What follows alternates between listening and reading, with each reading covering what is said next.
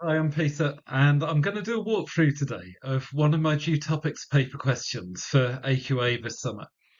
You can find the due topics papers via the Economics Factory website or by subscribing to the Student Exam Club by scanning the QR code. So, the question we're going to look at is one about barriers to entry. Now, this is a concept which hasn't explicitly been tested yet since the specification was first examined in 2017. And the second part of the question on deregulation takes us into areas about contestability. And I think that's quite a likely area this summer as well. Kind of contestability competition, because last year questions were at the more concentrated end of market, oligopoly and monopoly. Now, it's standard, of course, to start off a 15-mark answer with an introduction or a definition. So in this case, if you're defining barriers to entry, the definition you need is that barriers to entry make it harder for new firms to enter markets. And you can extend that a little bit further. And you can say that barriers to entry will often impose costs on new entrants, which are higher than those of incumbent firms in the market. So we start off with structural entry barriers.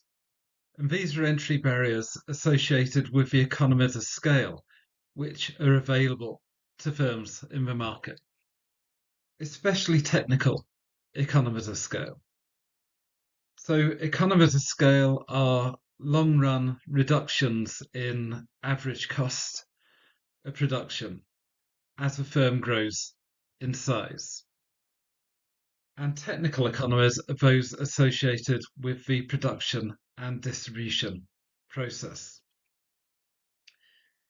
Now, in some industries, the technical economies of scale available are very large. So, if you consider an industry like the car industry, car manufacturing, for example, or the water industry is another, the capital requirements in these industries are very large. The investment in capital equipment required to produce is very substantial indeed. Now, capital is essentially a fixed cost. So this very large fixed cost can be spread over larger and larger volumes of output in order to reduce average costs. To put it another way, in the industries that I'm talking about here, the minimum efficient scale of production is only achieved at a very high level of output. The minimum efficient scale being the lowest level of output at which you can fully exploit all of the available economies of scale.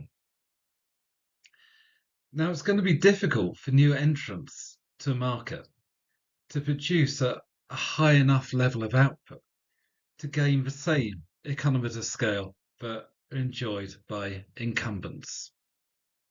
So, as I say, I think my chief examples here, car manufacturing and natural monopolies like the water industry.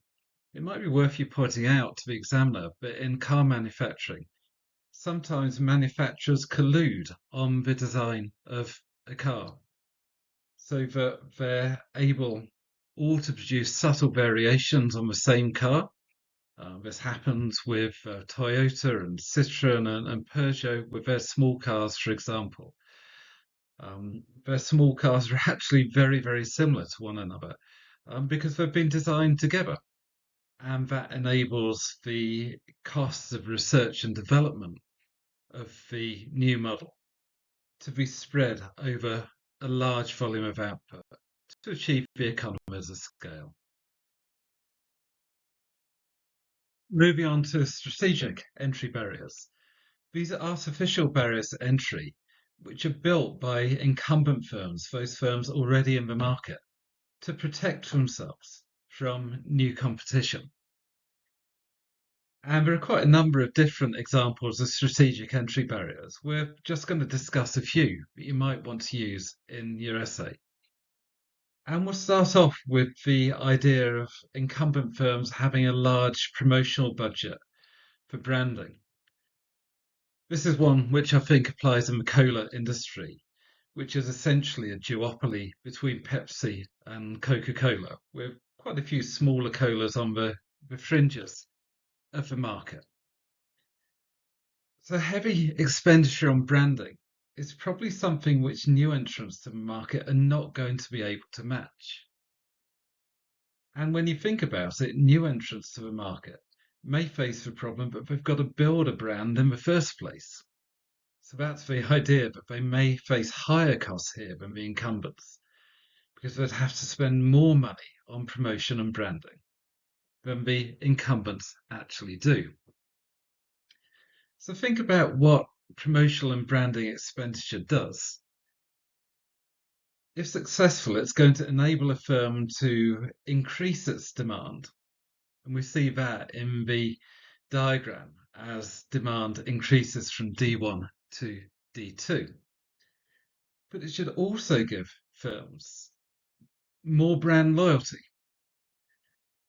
so that when firms put up their prices, if they charge a premium price, consumers are more likely to stay with that firm. And if demand's inelastic, when the firm puts up its prices, demand will contract less than proportionately, and both the firm's total revenue and its profits will increase. I always like, by the way, to give my diagrams a title which applies the diagram to a particular market, as I've done in this case with Pepsi. So second strategic entry barrier may come through brand proliferation. And again, we can look at the cola market for this one. Brand proliferation is when firms produce lots of subtle distinctions between many examples of the same product. So if you consider in the cola market, the incumbent firms produce, if you like, full fat Coke, they produce diet colas, they produce colas with a lemon twist, a cherry twist, a vanilla twist. They produce sugar-free colas. There are so many different colas available, produced by the two giant firms, Pepsi and Coca-Cola.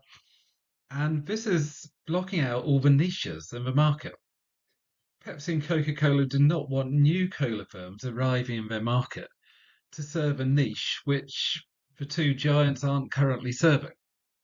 So they proliferate their brand and try to make sure that they have all of the niches covered so that there's no space for new entrants to occupy.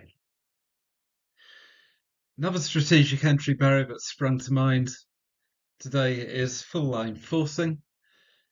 This is where a manufacturer will force retailers to stock the entire range of their product rather than just part of a range. So this has been used in ice cream in the past. Wall's ice cream, their most popular brands off the top of my head have been Cornetto, Feast, Mini Malt too. I think those have been the big money spinners for Wall's ice cream, and hence for retailers. But retailers aren't allowed to carry just those popular brands. If they want to carry the Wall's ice cream range, well, certainly in the past, have been forced to carry the full range of Wall's ice cream. And what that does is leave little space or opportunity for retailers to carry ice creams produced by other manufacturers. And you can see how that would be an entry barrier if you were considering entering the ice cream industry. Final one I'm going to give mention to is investing in spare capacity. Now, I think this is a really clever one. Sometimes incumbent firms may invest in spare capacity that they do not even need and that they never intend to use.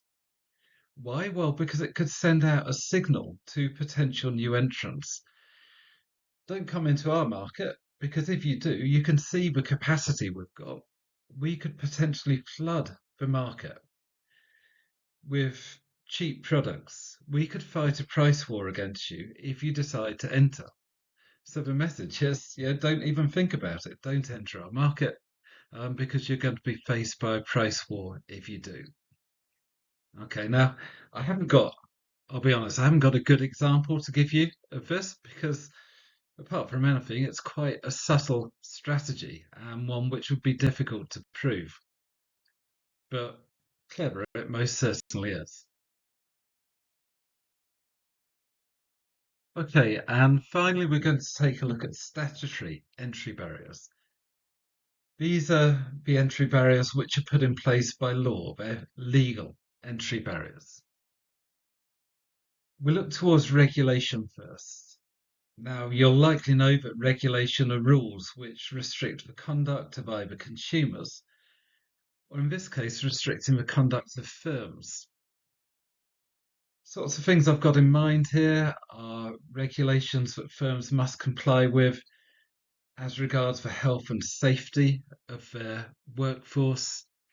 So, for example, in the bus industry, there are regulations about how long a driver can work before they have to take a rest.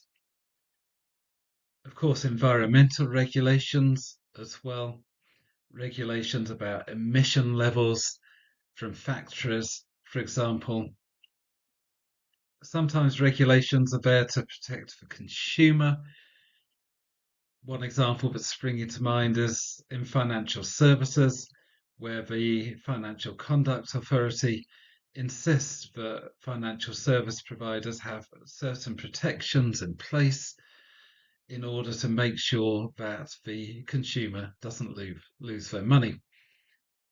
And in the case of statutory monopolies, sometimes the legal entry barriers are insurmountable.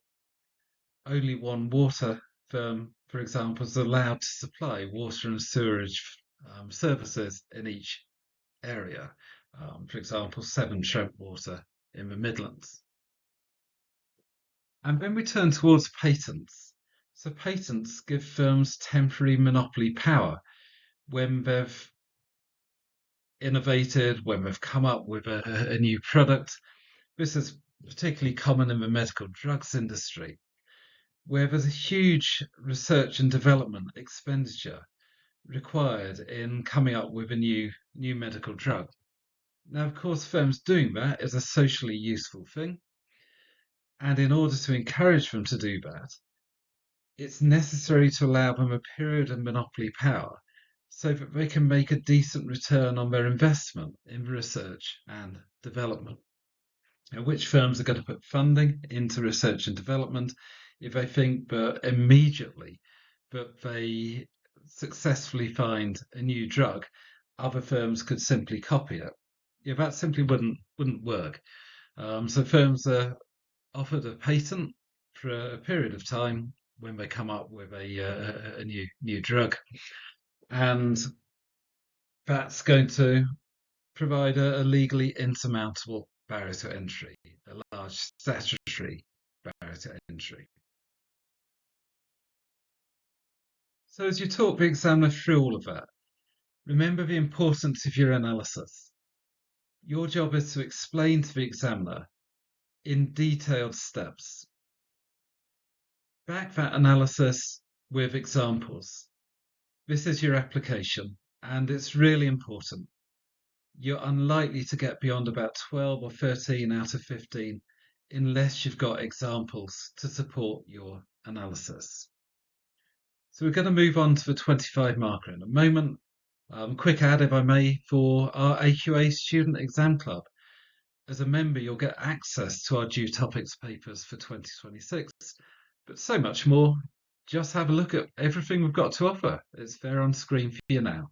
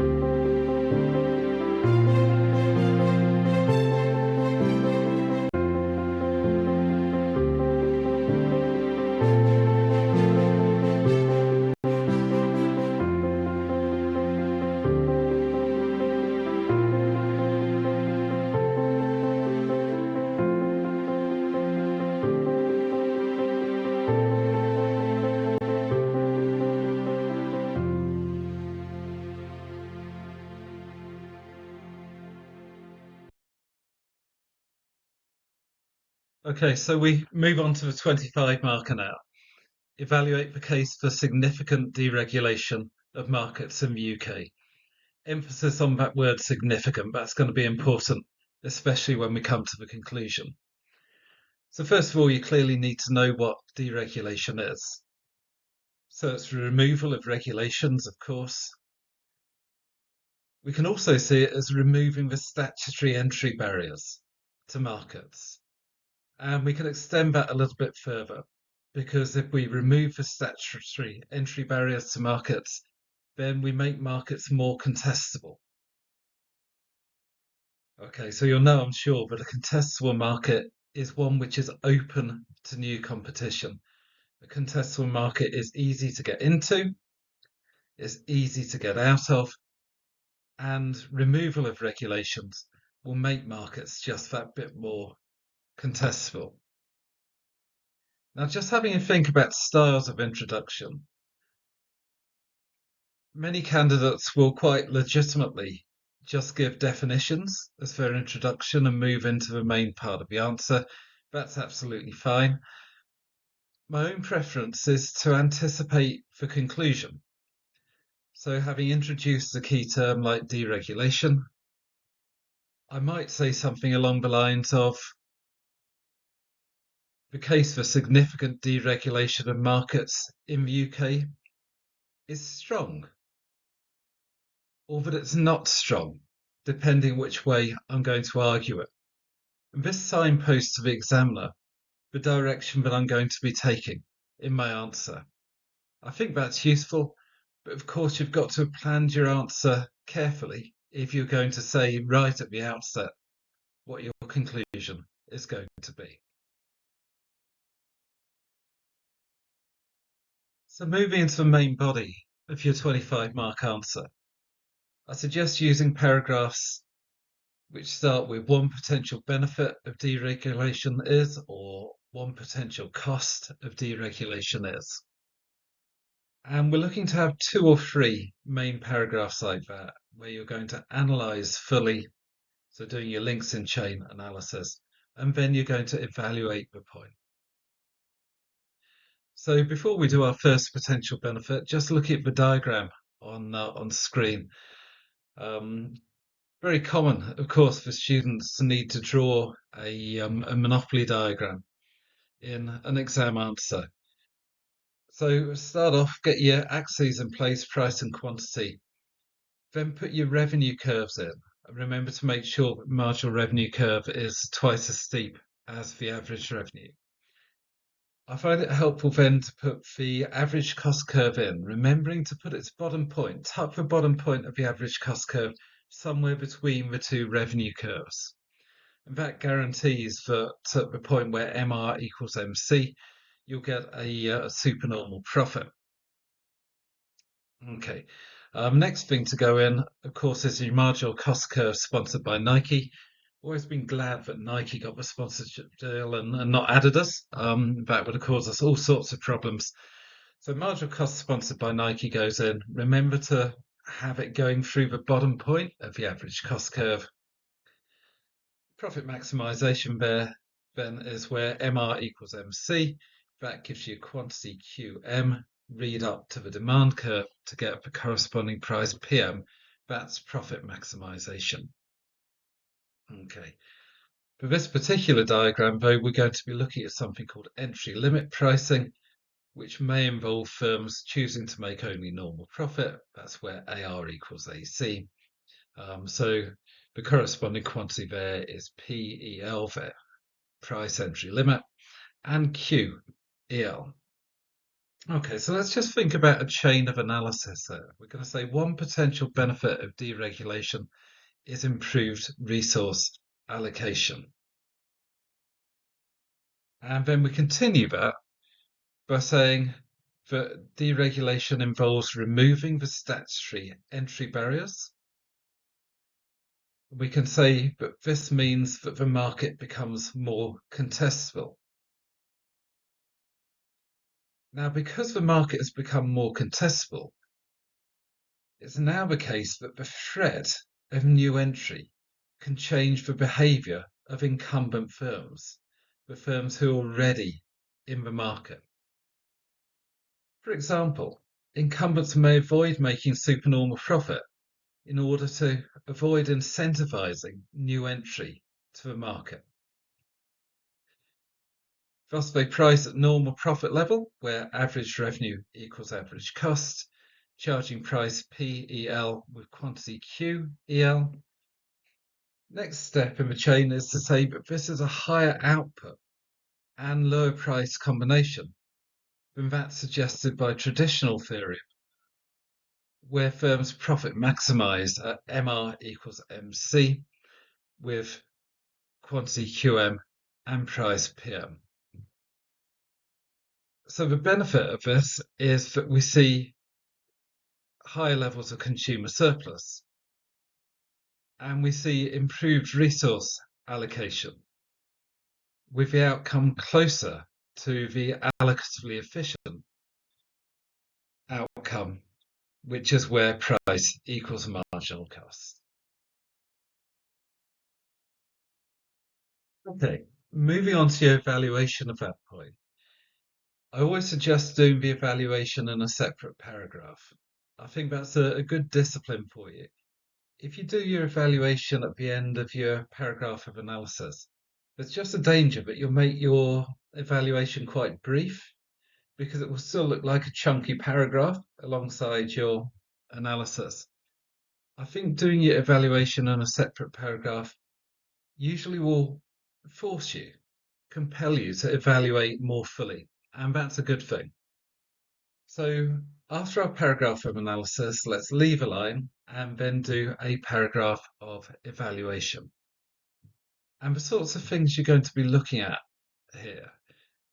First of all, it's important to remember that deregulation can't remove the structural barriers to a market. If you consider something like the water industry, suppose the government deregulated by allowing new firms to enter the water and sewerage services market. So it was no longer a statutory monopoly. The legal entry barrier was taken away. That wouldn't change the fact that it would still be a structural monopoly, a natural monopoly. There are very high structural barriers to entry to the water market. That might mean that the deregulation would have little effect on incumbent firms because there wouldn't be a real threat of new entry from outside the market. It's also important to remember that if you remove statutory entry barriers and firms feel threatened by new competition, their response may be to try and build new entry barriers. Incumbent firms might try and build strategic or artificial entry barriers to protect their position. And then you're not going to get so much for benefits in terms of improved resource allocation because of the threat of new competition entering the market. I think it's also important to remember that it's a second best solution. Contestability offers a second best solution compared to actual competition in the market. Okay, and to understand that, just take a look back at the previous slide, and you'll see that the entry limit combination of PEL and QEL actually doesn't achieve allocative efficiency. It's not the same as the point where price equals marginal cost. In fact, there are no entry barriers at all. The price PEL and quantity QEL would take us a little bit beyond the allocatively efficient level of output and therefore resource allocation in the market. Okay. As it goes, of course, there probably will be some entry barriers in the market still. It's probably quite unlikely that we'll reach the point PEL, QEL as shown on the slide. But it's important to understand that contestability is not offering us, if you like, the first best solution, which is probably Perfect competition. Contestability is offering us something which is only a second best solution. I think that's quite a sophisticated point of evaluation, which will play very well with the examiner. Of course, if firms do voluntarily make only normal profit to avoid incentivizing new entry, then it may be damaging to dynamic efficiency. Supernormal profits come down. This means that firms are less able to fund research and development. This may mean that we don't get the improvements and innovations which may allow consumer needs to be better met over time. So dynamic efficiency may not occur. Now, so often the hallmark of a really good 25 mark answer is that it doesn't just evaluate using economic theory, it also evaluates using real world evidence. So, are there any markets that you've studied which have been deregulated, where you could look to see how well that deregulation has worked? Because that will affect whether there's a good case for significant further deregulation. Gas and electricity markets, of course, have been deregulated in the past to allow new firms to compete with the powerful incumbents who were once nationalised state suppliers. Was that deregulation enough to make sure that prices were lower for consumers and you got improved resource allocation? I think the evidence there says no, because after a number of years following deregulation, the government found the need to reintroduce a price cap to the market. That suggests that deregulation was not enough on its own to help the energy market to work well. And you could use that. You could use that to support a judgment that says that deregulation is not going to be fully effective in bringing about improved resource allocation. It might be helpful, because in energy markets, consumers, households do have a choice of supplier now, and that might at least be helping to lower prices. But deregulation may not be on its own fully effective, and that may lead you to a mini judgment where you say, look, there's a possible case for deregulation to improve resource allocation, but we've got to be aware, but it's not sufficient on its own. You may bring in examples from other markets you've studied, but supporting your judgment with real world evidence, that's high level stuff. So, the second potential benefit of deregulation is cutting waste and technical inefficiency. So, let's have a think about a chain here. So, technical inefficiency occurs when firms produce a given output, such as Q1, at unit cost higher than the minimum.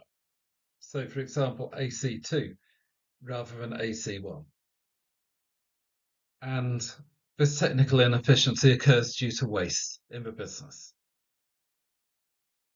If deregulation makes the market more contestable and therefore open to new competition, incumbent firms will be less able to tolerate waste.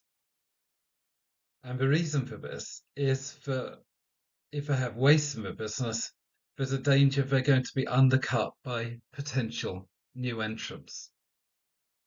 So this creates a strong incentive to cut waste, leading to greater technical efficiency. Okay, so sort of evaluation you can do around this point. One thing you can raise is that the profit motive should give incentives to reduce waste anyway. So even if a firm is in a market which is not particularly contestable. If a firm is motivated by profit, it's got shareholders perhaps to answer to, then if a profit motive should give some incentive, at least to reduce waste. Yeah, it's true if the market's not particularly open to competition, there's a danger that the firm may get lazy. Those who run the firm on a day-to-day basis may be able to make enough profit to satisfy their shareholders without reducing the waste in the business to the lowest possible level. That is true, but the profit motive does give some incentive to reduce waste anyway. I think it's important to remember that some waste is always inevitable. Firms are never going to be able to eliminate waste from their business completely. And it's also important to consider that sometimes cutting waste may threaten the quality of goods and services. If you consider a firm in a service industry like banking, for instance, they may be able to cut waste by reducing staffing levels and perhaps replacing staff in customer services with AI chatbots, for instance. Yeah. But is the AI chatbot able to deliver quality of service as good as the human beings that it replaces? As the costs have got down, waste is reduced, but the quality of customer service may also be reduced. So there are trade-offs there. In some cases, cutting costs to minimum levels may even threaten consumer safety. So on the railways, for instance, would you want firms who provide train services to be cutting costs back to their bare minimum, to be reducing staffing levels to their bare minimum, perhaps to be reducing maintenance of the tracks? Yeah, that would help to get costs down. Would it be a good thing? Yeah, not really. Okay. So it's important to remember there are trade-offs involved when cutting costs to the bone. And if our aim in deregulation is to encourage such efficiency, it's not necessarily going to be a good thing. Okay, so it's important to have balance in our answer. And therefore, I think we should have at least one paragraph which begins with a potential cost of deregulation. So let's look at this one. A potential cost of deregulation is failure to achieve social objectives. So in terms of the analysis here, point out that regulations are put in place as a response to market failures of various kinds. So it may be, for instance, that we have market failures through lack of equity, that workers are in danger of exploitation from firms through things like low pay or through being forced to work long hours without sufficient breaks.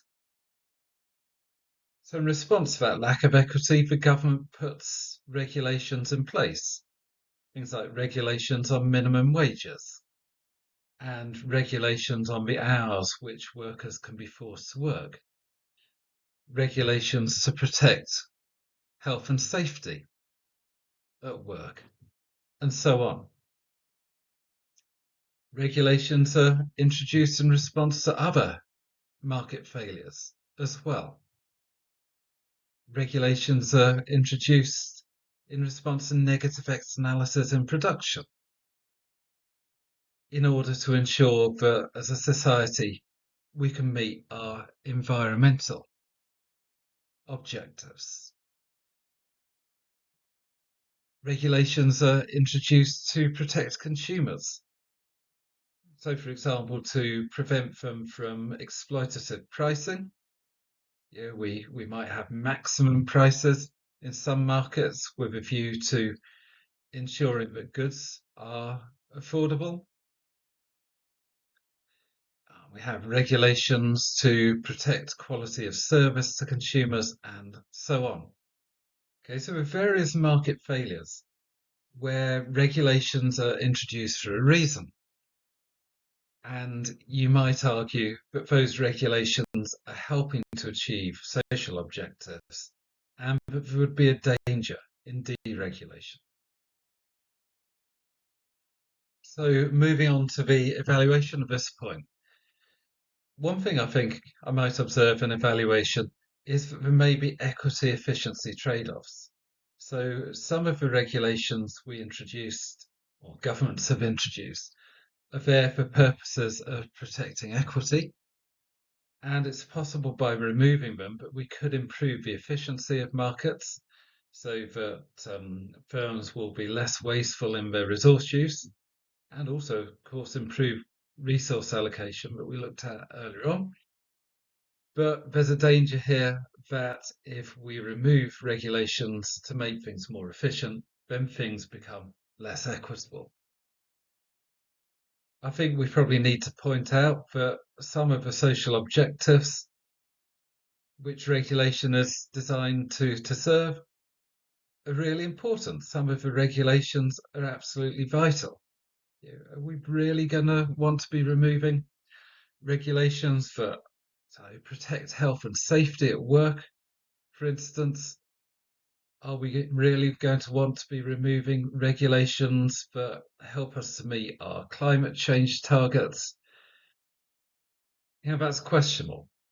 So one of the things that you might be pointing out is that there are clear limits to deregulation. And remember, the question asks, evaluate the case for significant deregulation of markets in the UK. You could perhaps raise the question of whether desirable deregulations have already happened. Quite a lot of markets have been deregulated in recent years. Yeah.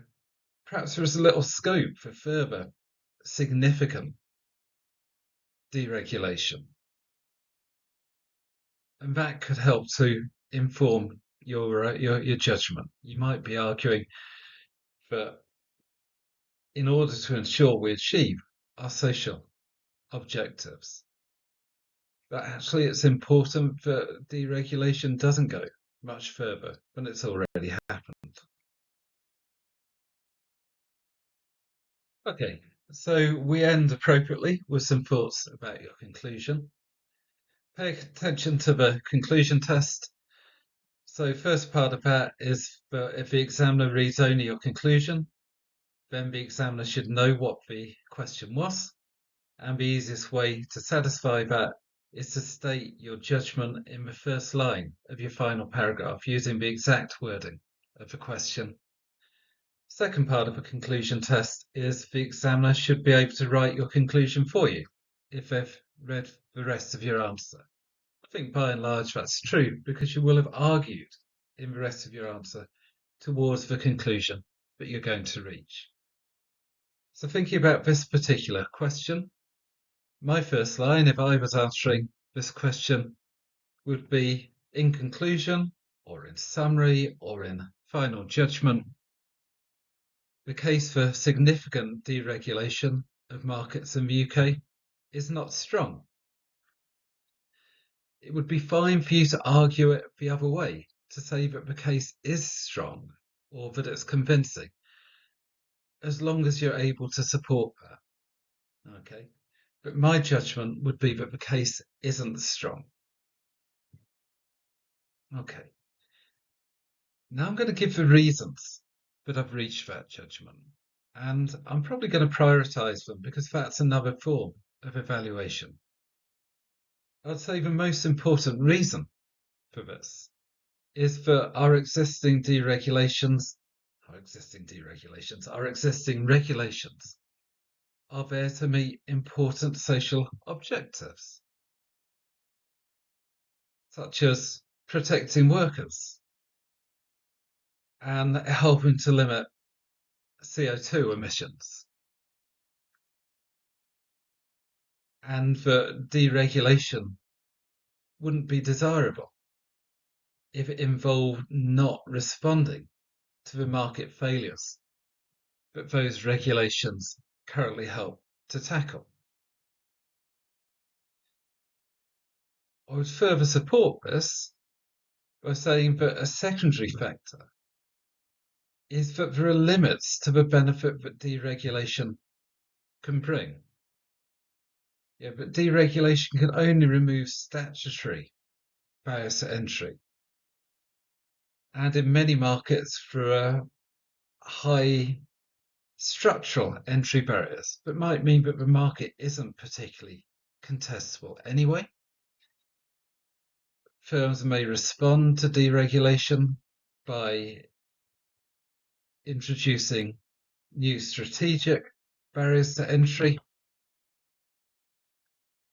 So I'd say there are limits to the benefits that deregulation can bring.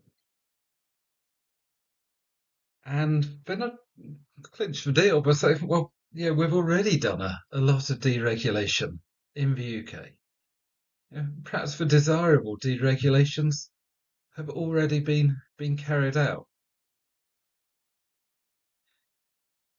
Just to point out here that I rarely introduce new material in the conclusion, certainly not new points,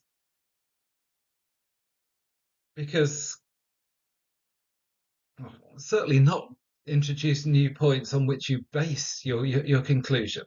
Yeah, that would be kind of a nonsense, wouldn't it, to base your conclusion just on a new point you introduce at the end and ignore what you've written earlier. But just occasionally I might throw something new into the conclusion that brings further support to the judgment I've reached. And I'm aware that at the moment the government is attempting to deregulate financial services markets through the Leeds reforms. A bit of Leeds reforms, a bit of overlap here with macro.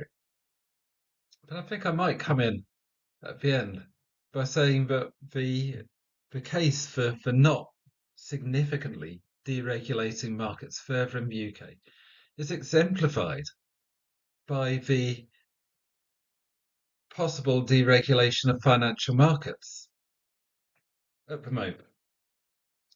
Because deregulation of financial markets, the lessons of history tell us that deregulation may allow financial firms to accept too much risk, and that may sow the seeds of the next financial crisis. So I think I might exemplify my conclusion with that point. Okay, thanks for being with me. I hope that's been really useful. Remember all the support we've got to offer you at Economics Factory. We've got our due topics papers.